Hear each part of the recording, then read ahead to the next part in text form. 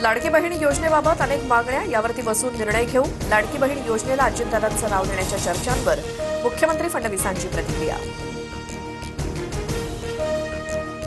राष्ट्रवादीच्या विलिनीकरणाच्या चर्चेत फडणवीस नव्हते. फडणवीसांना विलिनीकरणावरती बोलण्याचा अधिकार काय? शरद पवारांचा पलटवार.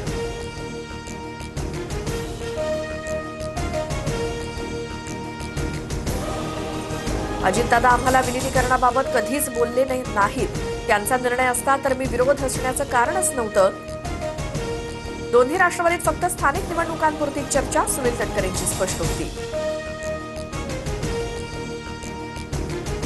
अजित पवारांनी भाजपचा अजेंडा स्वतःवरती थोपवून घेतला नाही. मात्र सुनील तटकरे आणि प्रफुल्ल पटेलांचे दोन्ही पाय भाजपात, संजय राऊतांची टीका. राऊत सातत्यानं वेगवेगळ्या भूमिका घेतात. राऊतांचं डोकं तरी त्यांच्या पक्षात आहे का? पटेलांवरच्या टीकेनंतर नवनाथ बन यांचं उत्तर. सुनेत्रा पवार उपमुख्यमंत्री झाल्याचा आनंदच, मला शपथविधी सोहळ्यावरती भाष्य करायचं नाही. शरद पवार स्पष्टच बोलले. विद्याप्रतिष्ठानच्या आवारात अजित पवारांचं स्मारक होणार. शरद पवारांसोबतच्या बैठकीनंतर जय पवारांकडनं विद्याप्रतिष्ठानच्या मैदानाची पाहणी. विमान अपघात होण्याआधी सकाळी 8:37 अजितदादांचा शेवटचा कॉल.